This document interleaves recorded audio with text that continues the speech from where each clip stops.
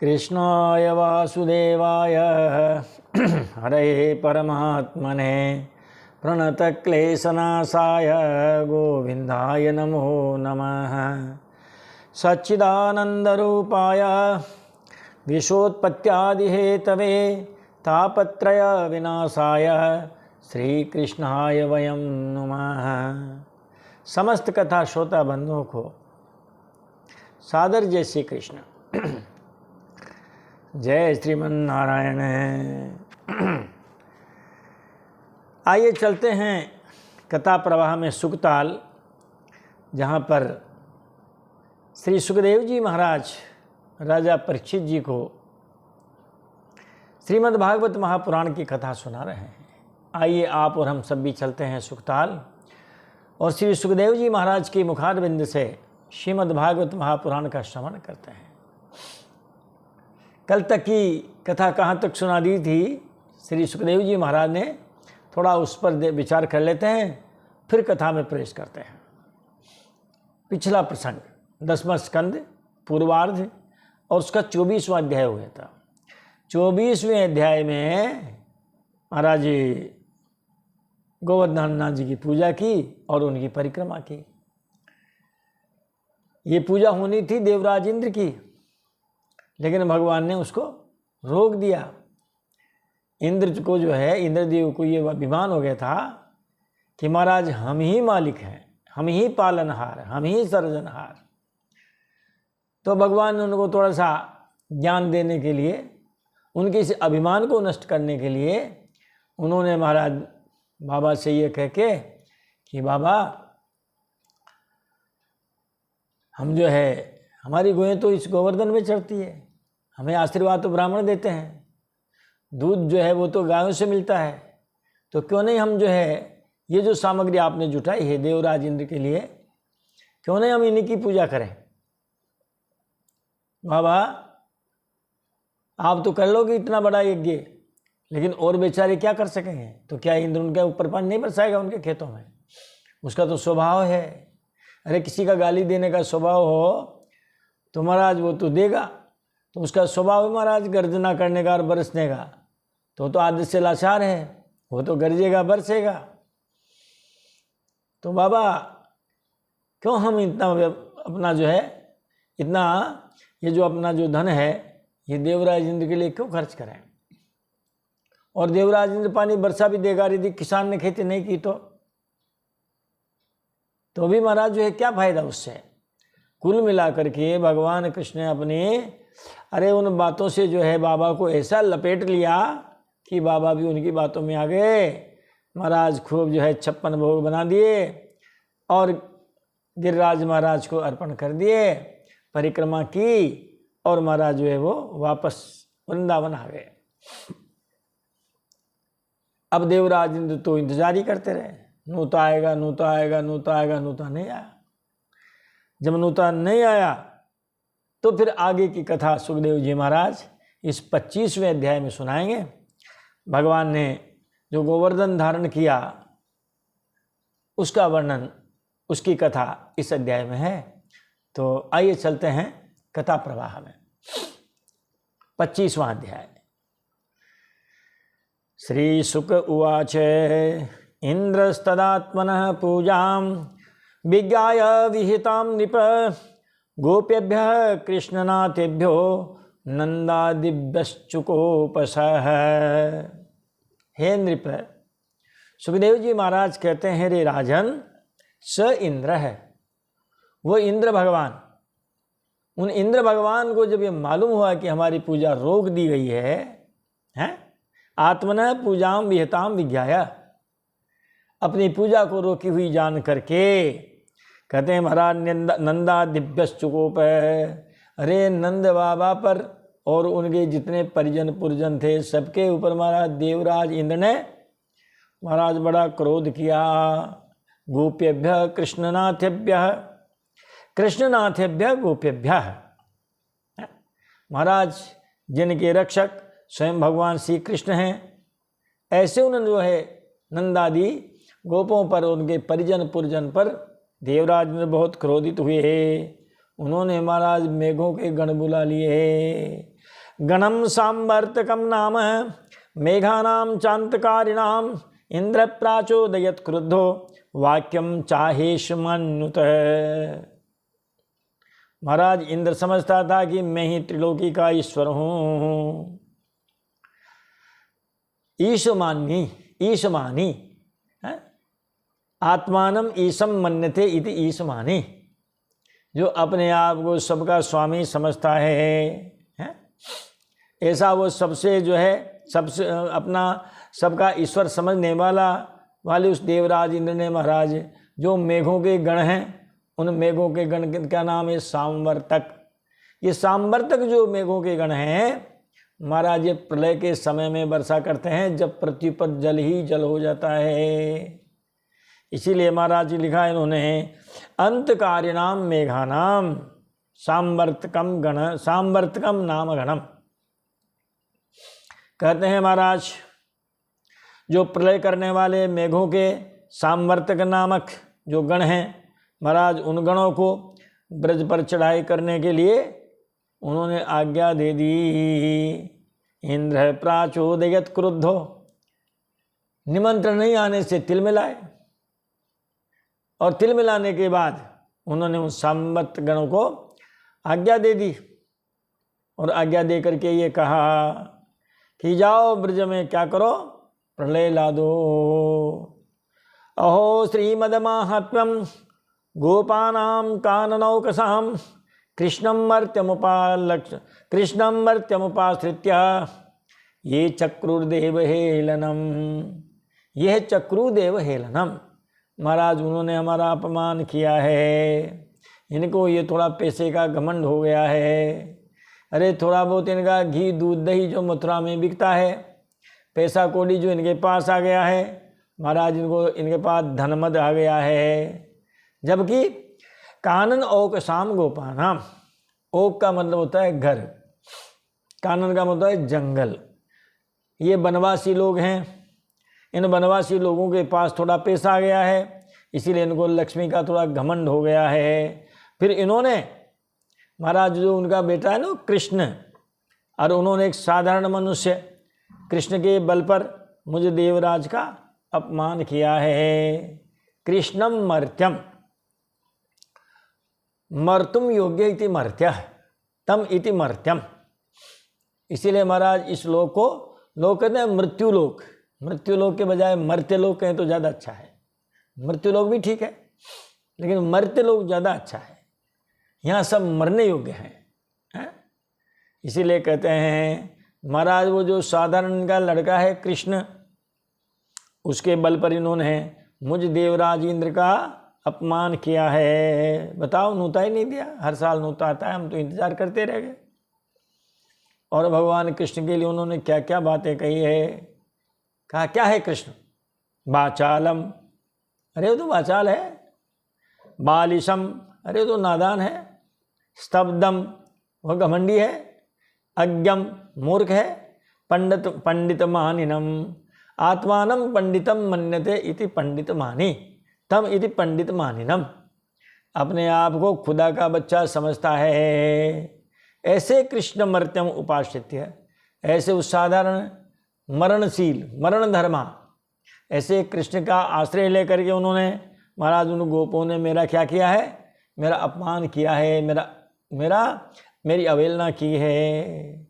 वाचालम बालिशम स्तब्धम अज्ञम पंडित मानिनम कृष्णम मर्त्यमुपाश्रित्य गोपा में चक्रु अप्रियम। इन गोपों ने मेरा बड़ा अपकार किया है, निरादर किया है, अपमान किया है। कैसे कृष्ण का आश्रय लेकर के, कहते जो स्वयं वाचाल है, नादान है, अभिमानी है, मूर्ख है, अपने आप को ज्ञानी समझता है, और जो मृत्यु को प्राप्त होने वाला है, ऐसे उस कृष्ण का सहारा लेकर के इन्होंने, इन अहिरों ने मेरी बड़ी अवहेलना की है। एषां शियावलिप्तानां कृष्णेनाध्यायितात्मनां धुनुत श्रीमदस्तंभम पशुन्नयत संक्षयम। ये लो महाराज, सबका नाश कर दो। इसीलिए है संवर्तक नाम के मेघों, तुम लोग जाकर धन के नशे में चूर रहने वाले, श्रियावलप्ता नाम ऐशाम, कहते हैं धन के घमंड में और घमंडी रहने वाले और कृष्ण के बहकावे में आने वाले, इन जो अहीरों के जो धन के घमंड हैं, महाराज धन के घमंड को समाप्त कर दो। श्रीमदस्तंभम धुनुत, ये जो पैसे का अभिमान है ना, उस अभिमान को चूर चूर कर दो। और पशून संक्षयम नयत, इनके सारे पशुधन को खत्म कर दो। जब पशुधन ही नहीं रहेगा, इनके यहाँ कोई जो है दूध दही घी वगैरह नहीं होगा, बिकेगा नहीं, पैसे आएंगे नहीं, तो ये वैसे ही खत्म हो जाएंगे। इसीलिए महाराज क्या करो, जैसे बाबा बुलडोजर चलाते ना यूपी वाले, ऐसे इन्होंने भी कह दिया उनसे कि चला दो बुलडोजर है, कर दो इनका सब तहस नहस। अहम च ऐरावतम नागम आरुह्यानुब्रजे ब्रजम मरुद्गणैर्महावीर्यैर् नंदगोष्ठजिगंसया हंतुम इच्छा इति नंदगोष्ठजिगांसया जिगांसा, हंतुम इच्छा जिगांसा, मारने की इच्छा से है। अहम च ऐरावतम नागम, यहाँ नाग शब्द का अर्थ है हाथी। नाग यानी वो बाबा भी होते हैं, बाबा नाग बाबा, लेकिन नाग का मतलब जो है महाराज हाथी भी होता है। एक शब्द के कई कई अर्थ भी होते हैं। अभी मान लो ये हरि शब्द है, अरे महाराज अमरकोश नाम का एक ग्रंथ है, उसमें इसके करीब 12-13 अर्थ दिए हुए हैं। हिंदी में एक दोहा भी है कि हरि बोला हरि ने सुना, हरि पहुंचा हरि पास, हरि तो हरि में मिल गयो, हरि क्यों भयो उदास। ये लो बहुत सारे आ गए हैं। सारंग ले सारंग चली कर सारंग की ओट, सारंग झीनी देकर सारंग करके चोट। बता, ऐसे बहुत सारे शब्द हैं, इनको कहते हैं अनेकार्थक। एक शब्द के कई अर्थ होते हैं। अहम च ऐरावतम नागम, मैं भी आ रहा हूं, ऐरावत हाथी पर बैठ के आ रहा हूं। अनुब्रजे ब्रजम है, हाथी पर चढ़ करके और नंद के ब्रज का नाश करने के लिए मैं स्वयं भी ऐरावत हाथी पर बैठ करके आ रहा हूं। जिसे मानो उसने पहले अपनी फौज भेज दी हो और राजा फिर स्वयं युद्ध भूमि में आ गया हो।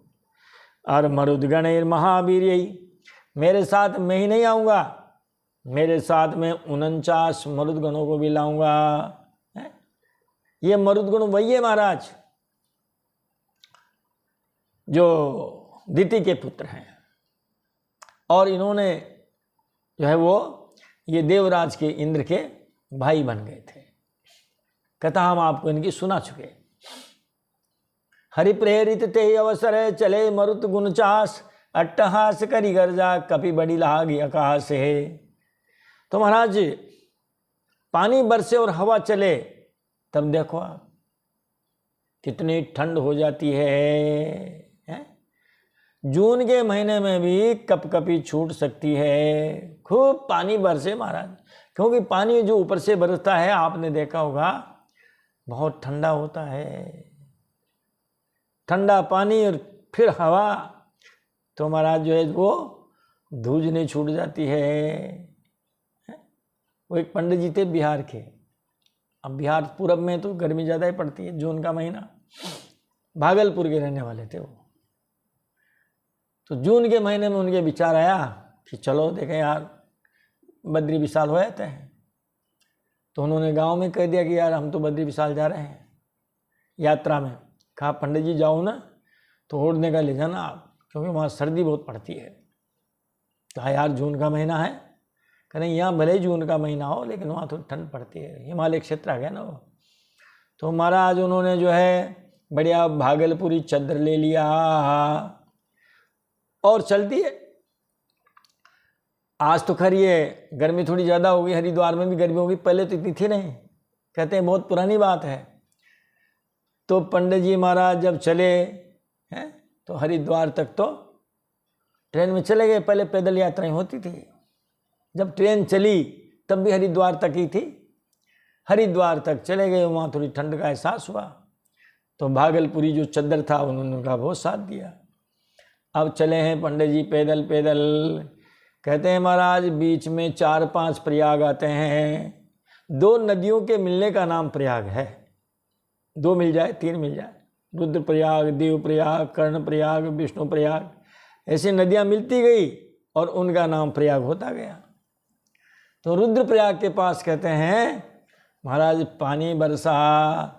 पहली बात तो वैसे ही हिमालय में ठंडक, बरस गया पानी और चली महाराज जोरों की हवाएं हैं।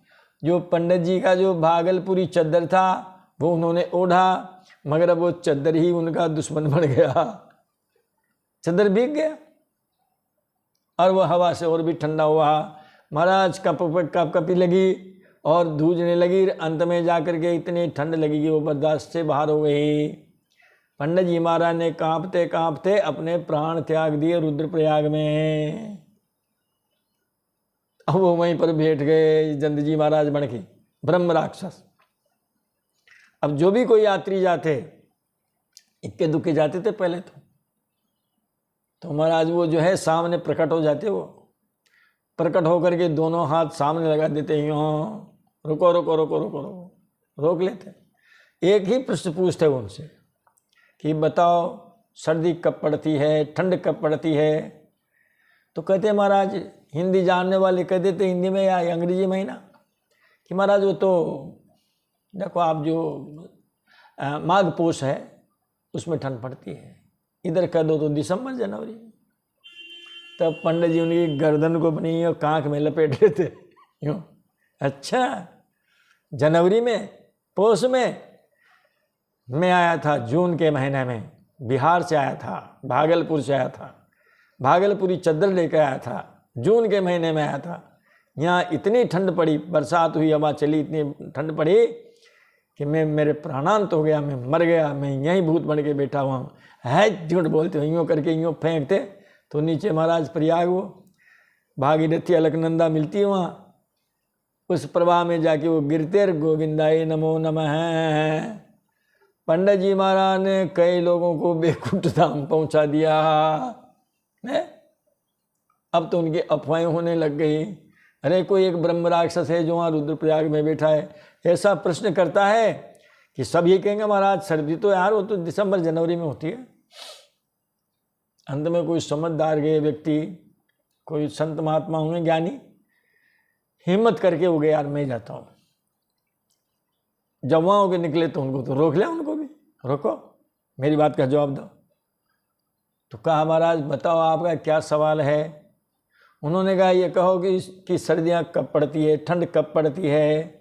उन्होंने कहा महाराज देखो ठंड का तो कोई मौसम है नहीं, जब गहरा पानी बरस जावे, जोरों की हवा चल जाए तो महाराज उसी समय ठंड पड़ जाए, तो जून के महीने पड़ सकती है। हाँ ये कहा तुमने, आपका सवाल बिल्कुल, आपका जवाब सही है। मैं बिहार के भागलपुर का रहने वाला, भागलपुर का चद्दर बड़ा ठोस होता है उसको लेके आया था। लोगों ने कहा था उधर ठंड पड़ती है, इसलिए मैं चद्दर लेके आया और यहाँ आकर के पानी बरसा, चद्दर भीग गया, हवा चली, महाराज मेरे प्राणांत हो गए। अब आप बद्री विशाल जाओ और मेरे वहाँ एक ब्रह्म कपाली स्थान है, उस ब्रह्म कपाली में मेरे महाराज थोड़े श्रद्धाद तर्पण पिंडदान कर देना। अब मैंने जितनों को मारा उनके लिए भी कह देना कि ज्ञात अज्ञात, ज्ञात का मतलब जिन जो हमें मालूम है, जैसे आपका तो हमें मालूम है, और अज्ञात का मतलब जिनको फेंक दिया मैंने गंगा में, उन्हें ज्ञात अज्ञात सभी जो पितर लोग हो गए हैं उनके महाराज जलदान दे देना। तो हवा का स्पर्श जब होता है महाराज बौछार उतनी ही तेज होती है। यदि हवा न चले, सीधा पानी बरसे तो बूंदें सीधी आती है, और हवा के साथ आती है महाराज तो भयंकर चोट मारती है और भयंकर ठंड पैदा करती है। बूंदे अगात सही गिर कई से, खल के बचन संत सहजे से। बूंदे अगात सही गिर कई से, खल के बचन संत सहजे से। भारी चोट पड़ती है महाराज उनकी। तो देवराज जी ने कहा तुम चलो, मैं भी एरावत पर बैठकर और नंद बाबा के ब्रज का नाश करने के लिए जो महापराक्रमी जो मरुदगण हैं उनको साथ लेकर के आता हूँ। इत्थम भगवता ज्ञप्ता मेघा निर्मुक्त बंदना नंद गोकुल मासारही पीड़यामासुरोजसा। इस प्रकार इंद्र ने प्रलय के मेघों को आज्ञा दी और उनके बंधन खोल दिए।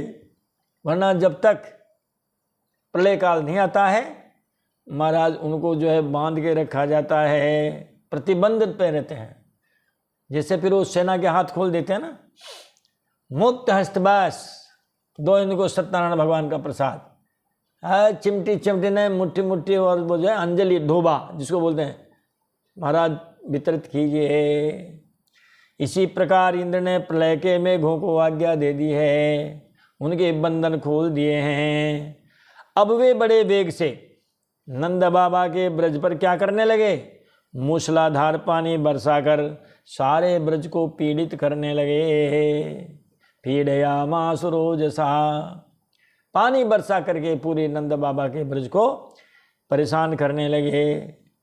अब जब तक बर्दाश्त हुई तब तक तो हुई, फिर तो महाराज पानी भरने लगता है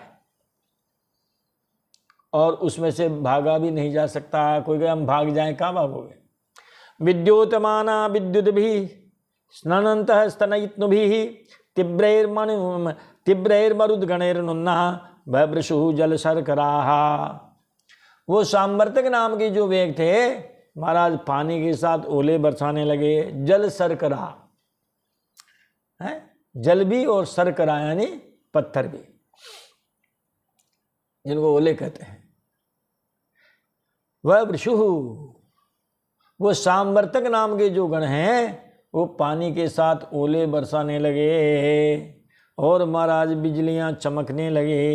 विद्युत माना विद्युत भी, विद्युत का मतलब बिजली होता ही। महाराज मेघ गर्जना करने लगे, बादल आपस में टकराने लगे, कड़कने लगे, बिजलियां चमकने लगी और उन जो है वो जो वायु है मरुदगण हैं महाराज उन प्रचंड पवन की प्रेरणा से वे बड़े बड़े पानी के साथ ओले बरसाने लगे। कैसी धाराएं, स्थूणा स्थूला वर्षधारा मुंचत स्वभ्रे स्वभिक्षणसः जलोघई प्लाव्यमाना भुर नादृश्यत नतोन्नतम। देखिए महाराज कहते हैं कि स्थूणा स्थूला वर्षधारा, वर्षा की जो धार है वो मानो खंबे जैसी है। स्थूण आस्थूला, स्थूला का मतलब मोटी, मोटी मोटी। कैसी, स्थूणवत स्थूला। महाराज स्थूण का मतलब होता है खंबा, खंबे के समान मोटी मोटी महाराज जो है जलधाराएं गिरने लगी, जिसे सारे ब्रज की भूमि पानी से भर गई। जल हो गई प्लाव्यमाना भू, सारी पृथ्वी ब्रज भूमि किसमें हो गई, जल में बिल्कुल आप्लावित हो गई। ना दृश्यत न तो उन्नतम, महाराज अब तो भूमि का ऊंचा और नीचा भाग भी नहीं दिखने लगा। क्योंकि जब पानी जब भर जाता है पृथ्वी में तब ये मालूम नहीं होता कि कहाँ गड्ढा है, कहाँ ऊंचाई जमीन है। तो इस प्रकार कहते हैं महाराज कि वो इस प्रकार जो है बार बार बादल आते, मोटी मोटी धाराएं बरसाते और जो है महाराज अब तो भूमि में ब्रज भूमि तालाब बन गई। जैसे अत्यासारातिवातेन पशवो जात वेपनाः गोपा गोप्यश्च सीतार्थः गोविंदम शरणम ययुः। भगवान श्री कृष्ण की शरण में गए, क्योंकि उत्पात भी उन्होंने किए। हर साल इंद्र को न्योता देते थे, इंद्र यज्ञ करते थे, इंद्रदेव महाराज को जो है प्रसादी मिलती थी। अब उत्पात भी उन्होंने किए, उन्हीं की शरण में गए सब। अति आसार बातें न, पहली बात तो वर्षा, अति आसार और अतिवात।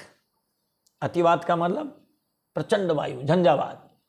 महाराज मूसलाधार बारिश हो रही है और बड़े झंझावात आ रहे हैं। तब महाराज पशु जात वेपनाह, महाराज पशु ठिठुरते हुए कांपने लगे। वो बिहारी पंडित जी की तरह जो आए थे भागलपुर से, महाराज देखो आप, वो भी कांपने लगे थे, ये भी कांपने लगे। पशवो जात वेपनाह गोपा गोप्यश्च शीतार्ता, गोप और गोपियाँ भी महाराज ठंड से जो है और कांपने लगे, अत्यंत व्याकुल हो गए। तब वे सबके सब भगवान श्री कृष्ण की शरण में गए। शिरः सुतांश कायेन प्रच्छाद्यासार पीड़िता वेपमाना भगवतः पादमूलमुपाययुः। बताओ, बच्चे भी हैं तो गोदी में बच्चा है, अब भगवान की शरण में जा रहे हैं, ओले गिर रहे हैं, पानी बरस रहा है, तो क्या क्या उन्होंने सिर नीचा किया। अरे महाराज खोपड़ी में ये पड़ जावे ऊपर से ओले की तो गोविंदाय नमो नमः। उन्होंने सिर नीचा किया और अपने बच्चों को ढका अपने सिर से। ये देखो लिखा है कि सिरः सुतांश, अपने सिर को बचाया, सिर नीचा किया, अपने बच्चों को बचाया, अपने सिर से ढक दिया उन्हें। कायेन प्रच्छाद्य आसार पीड़िता, आसार का मतलब घनघोर बरसात।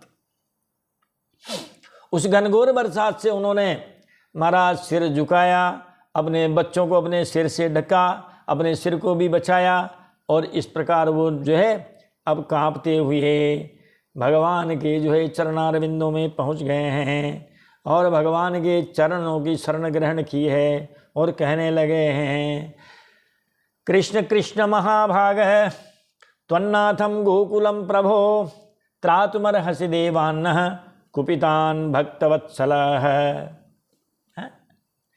देखो आप संबोधन दिया है, हे कृष्ण, हे महाभाग कृष्ण, हे प्रभो, हे भक्तवत्सल है। ये सब भगवान श्री कृष्ण के महाराज संबोधन हैं।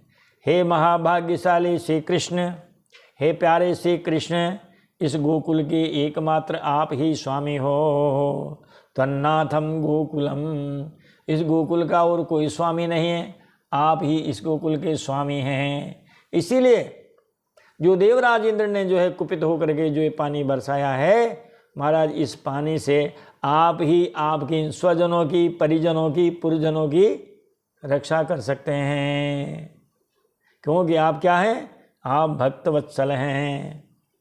हे भक्तवत्सल, आप ही हमारी महाराज ये सुरक्षा कर सकते हैं। शिलावर्ष निपातेन हन्यमानमचेतसम निरीक्षे भगवान मैंने कुपितेन्द्र कृतम हरि।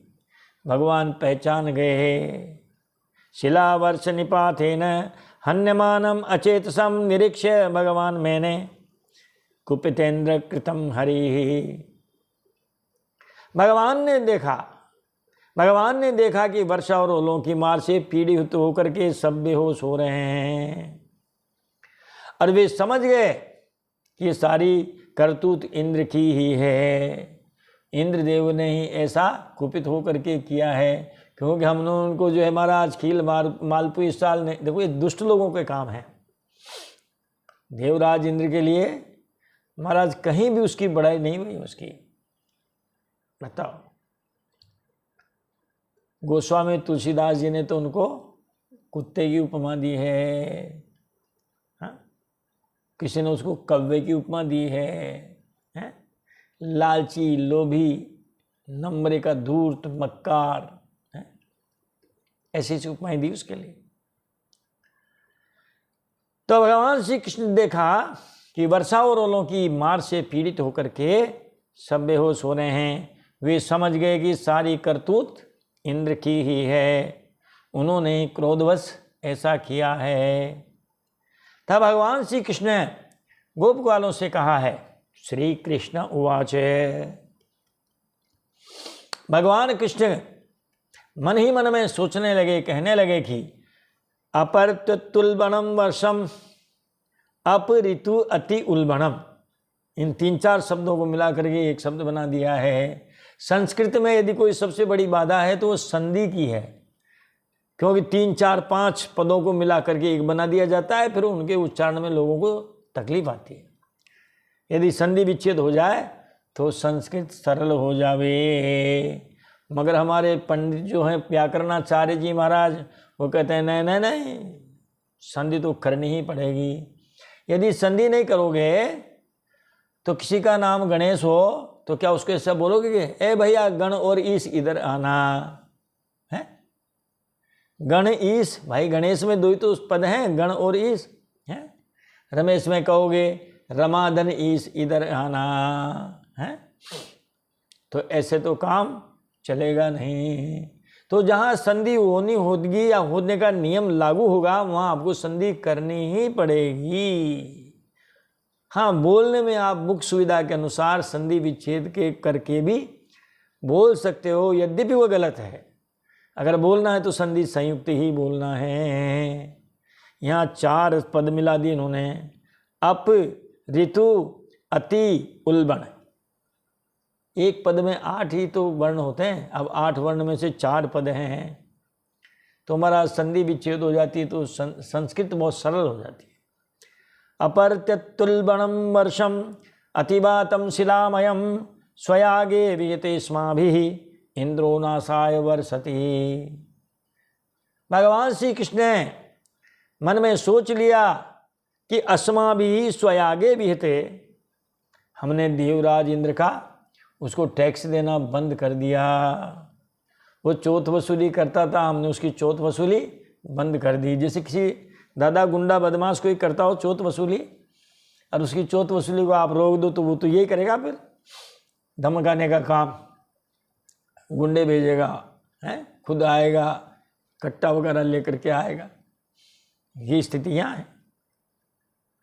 तो कहते हैं कि अस्माभिः स्वयागे विहते, हमने देवराज इंद्र का यज्ञ बंद कर दिया, इसीलिए इंद्रो नासाय वर्षति। देवराज इंद्र कहते हैं हमारे गोपों को, ग्वाल बालों को, हमारे गोधन को, सबको नष्ट करने के लिए अब वर्षा कर रहा है। वरना तो महाराज अब तो ऋतु ही निकल गई बरसात की। अरे देखो ना, आप तो दीपावली की बात है? वो तो कार्तिक पूर्णिमा को आती है ना, नहीं कार्तिक अमावस्या, बताओ। कार्तिक अमावस्या को हम दीपावली करते हैं, तो महाराज ये तो बरसात तो निकल गई। आषाढ़ सावन भादवा आसोज 4 महीने, 4 महीने में 2 ही महीने वर्षा होती है, फिर तो छुटपुट वर्षा होती है। जब वर्षा ऋतु निकल गई, और अब भी, और वह भी कैसे वर्षा, उल्बणम अति उल्बणम वर्षम घनघोर। महाराज जो है ऋतु के निकल जाने पर भी बिना ऋतु के ही प्रचंड वायु और ओलों के साथ घनघोर वर्षा कर रहे हैं। भगवान कृष्ण के मन ही मन विचार कर लिया। तत्र प्रतिविधिं सम्यक् आत्मयोगेन साधय लोकेशमानिनां मौढ्यात् हरिष्ये श्रीमदं तमः।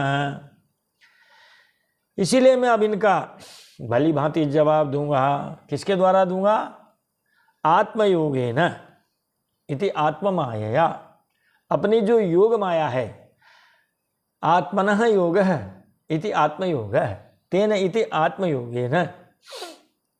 महाराज संधियाँ हो जाए, समास हो जाए, अन्वय हो जाए, हैं शब्दों के अर्थ हो जाए, धातुओं के अर्थ हो जाए, तो अर्थ बहुत आसान हो जाता है। तत्र प्रतिविधिं सम्यक् आत्मयोगेन साधे, तत्र आत्मयोगेन सम्यक् प्रतिविधिं साधे। मैं अपनी योग माया से उसका भली भांति जवाब दूंगा। लोकेशमानिनां मौढ्यात्, महाराज उनके ऐश्वर्य और धन के घमंड और अज्ञान को मैं चूर चूर कर दूंगा।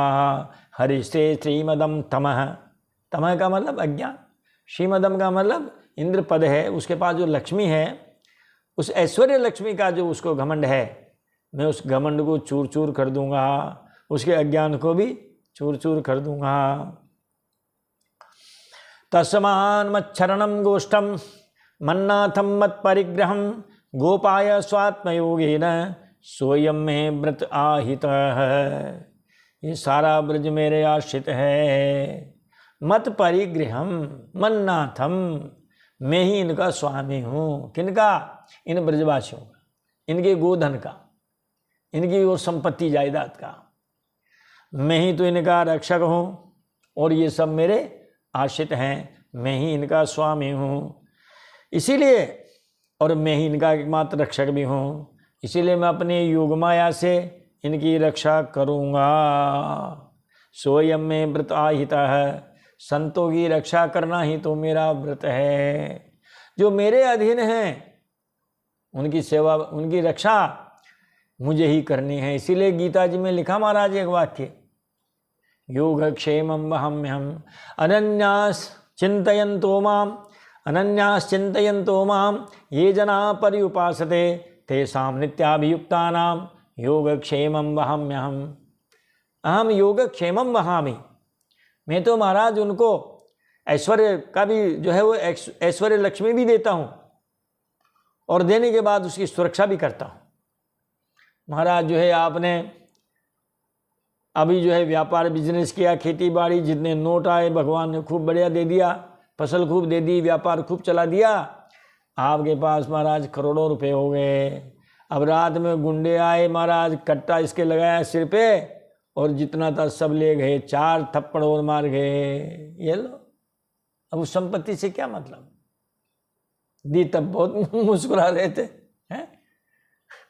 अरे साहब बहुत है, भगवान आनंद आ गया साहब, भगवान की दया से। नहीं, बढ़िया व्यापार, खेती बाड़ी, आनंद आ गया साहब।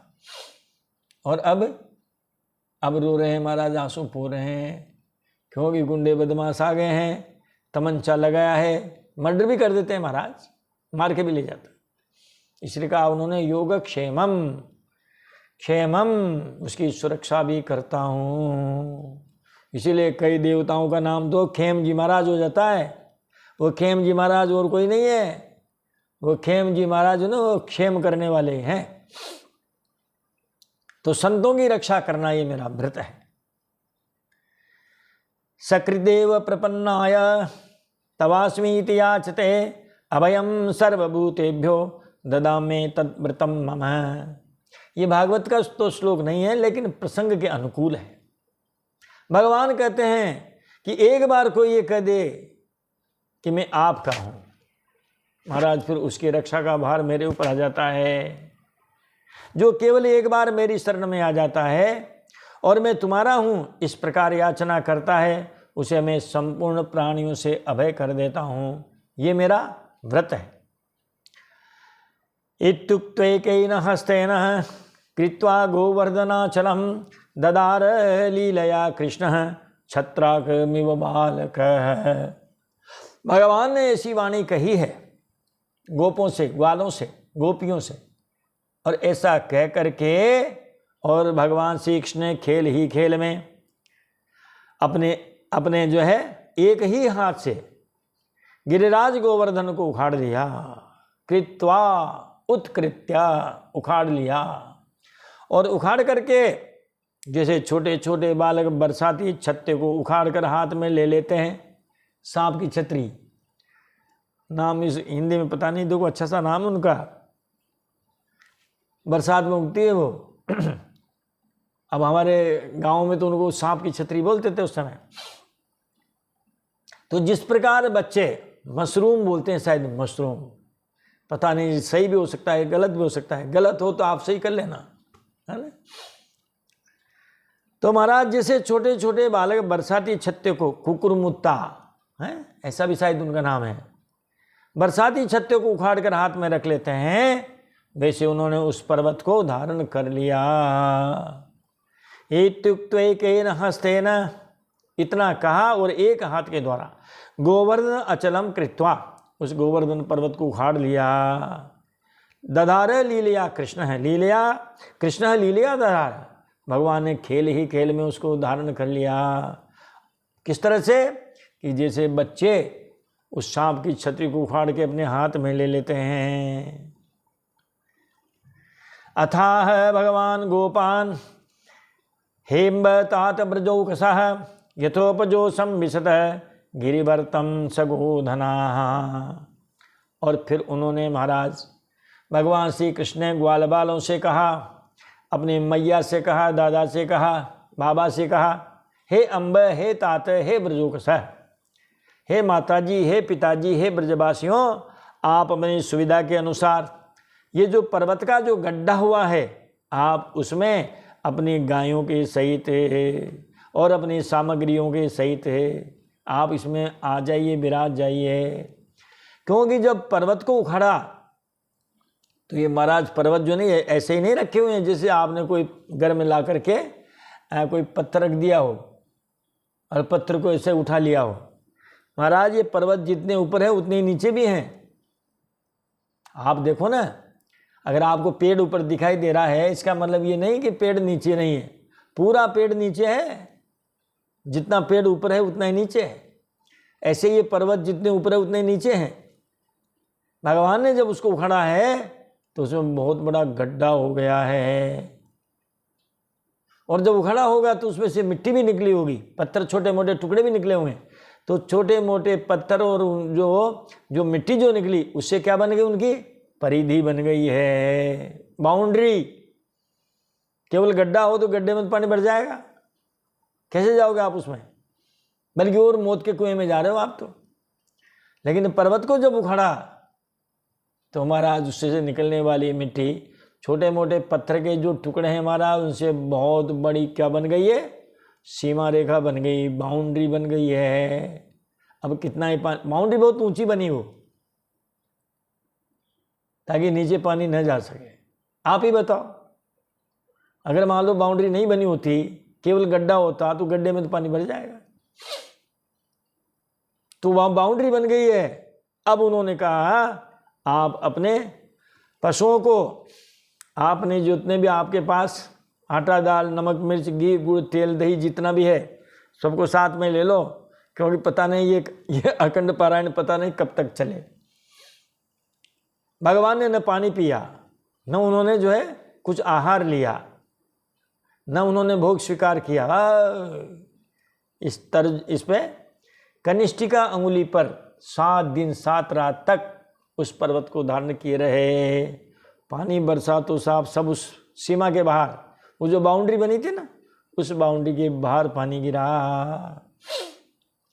तो अथाह भगवान गोपान हेम्ब तात ब्रजोकसः यथोपजो संविशत गिरिगर्तम सगोधना। इसके बाद भगवान ने गोपों से कहा, हे माताजी, हे पिताजी, हे ब्रजवासियों, तुम लोग अपनी गायों और सब सामग्रियों को लेकर के इस गड्ढे में आकर के आराम से बैठ जाओ। न त्रास इह वह कार्यो मदहस्ताद अद्रि निपातन वात वर्ष भय नालम तत्राणम विहितम हिव। हमने आपकी सुरक्षा की गारंटी दे दी है। यह वह त्रास न कार्य, आपको किसी प्रकार डरना नहीं चाहिए। देखो महाराज, हिम्मत से भी काम लेनी चाहिए, क्योंकि कई बार तो आदमी जो है ना, वो घबराहट में ही प्राण दे देते हैं। विपत्ति के समय में धैर्य तो रखना है, और रखना क्या है। जो विपत्ति में धैर्य रखते हैं वो जी लेते हैं, और जो विपत्ति में धैर्य नहीं रखते हैं वो मर जाते हैं। भगवान ने उनको धैर्य ढाढ़स दिलाया। आपको किसी प्रकार से भय नहीं होना चाहिए, क्या कि ये पर्वत मेरे हाथ से गिर जाएगा। तुम लोग ऐसी आशंका मत करना कि ये पर्वत मेरे हाथ से गिर जाएगा। अरे इस आंधी और बरसात से आप बिल्कुल मत डरो। वातेन और वर्ष भयन अलम, ये जो झंझावात हो रहा है, ये पानी बरस रहा है, ओले गिर रहे हैं, आपको डरने की आवश्यकता नहीं है, क्योंकि इन सब से बचाने के लिए ही मैंने ये युक्ति की है। तत्राणम विहितम हिव तथा निर्विविशुर्गर्तम कृष्णा श्वासितमानसाः यथावकाशं सधनाः सब्रजासोपजीविनः। जब भगवान श्री कृष्ण ने इस प्रकार सबको आश्वासन दिया, तब सबके सब ग्वाल बाल अपने अपने गोधन, अपने छगड़ों पर, अपने आश्रितों को लेकर, पुरोहितों को और नौकरों को लेकर के अपने अपने साथ महाराज सुविधा अनुसार गोवर्धन के गड्ढे में आ घुसे। तथा निर्विविशु गर्तम, तथा गर्तम निर्विविशु, इस प्रकार वे सारे के सारे उस पहाड़ का जो गड्ढा बना उस गड्ढे में आ गए, क्योंकि भगवान ने उनको आश्वासन दे दिया था आप अपनी सुविधा अनुसार धक्का मुक्की मत करना, अपनी सुविधा के अनुसार आ जाओ। सधना, आपका जो गोधन है उसको भी ले लो। सब्रजा, जो ब्रज के ग्वाल बाल है उनको भी ले लो। सोप जीविन, आपके सेवक चाकर हैं उनको भी ले लो। क्षुत्रिड विधाम सुखापेक्षाम हित्वा तैर्ब्रजवासिभिः भिक्षमाणो ददा बद्रिम सप्ताहम न चलत पदात। सप्ताहम पदात न अचलत, 7 दिन तक वो एक कदम भी नहीं हिले। भगवान जैसे उठाया वैसे ही रहे। सुख नहीं, क्षुत त्रिट व्यथाम, क्षुत का मतलब है क्षुधा, त्रिट का मतलब है त्रिषा, क्षुधा त्रिषा है, तयो व्यथाम, भूख प्यास की उस चिंता को छोड़ करके, सुखापेक्षाम, और भी सुख की अपेक्षाओं को छोड़ करके, वरना वो तो महाराज वहाँ खूब माखन खाते थे, खूब लूटते थे, माखन मिस्त्री का भोग लगाते थे, आनंद करते थे महाराज, सब छोड़ दिया। हित्वा तैर ब्रजवासी भी भिक्षमाणा, उन्हीं जो ब्रजवासी हैं उन ब्रजवासियों के द्वारा देखते देखते ही उन्होंने उस पर्वत को धारण किया। अद्रिम दधौ, अद्रि का मतलब है पर्वत, उस पर्वत को उन्होंने धारण किया। 1 सप्ताह तक महाराज वो हिले डुले तक नहीं। कृष्ण योगानुभावम तम निशाम्यन्रोति विस्मितः निस्तब्धो भ्रष्ट संकल्प स्वान मेघान सन्यवारयते। अब महाराज इंद्र की पानी की टंकियां खत्म, अब और बरसाओ। कृष्ण योगानुभावम, योग मायायाः अनुभवम इति प्रभावम, है ना, योगस्य अनुभवम योगस्य इति योग मायायाः। भगवान श्री कृष्ण की योग माया को जब उन्होंने देखा, उसके प्रभाव को देखा, तो कहते हैं महाराज बहुत जो है वो इंद्र देवता बहुत लज्जित हुए, अति विस्मित है, आश्चर्यचकित भी हुए। देवराज ने उनके पूरे जितने भी सामर्थ्य गण, जितना पानी था, जितना उनका ट्यूबवेल तालाब जितना जो था, महाराज मोटर लगा करके सब पानी निकाल दिया। गोप ग्वालों के पास तो एक महाराज बूंद भी नहीं, एक फुहार भी नहीं गई वहाँ, सब सुरक्षित बैठे। तो भगवान कृष्ण की उस योग माया के प्रभाव को जब देखा तो महाराज देवराज इंद्र बड़े बड़े आश्चर्यचकित हुए और निस्तब्धो भ्रष्ट संकल्प है, सारी अज्ञानता जाती रही, उनका कोई संकल्प पूरा नहीं हुआ, अपना संकल्प भी अधूरा ही रहा।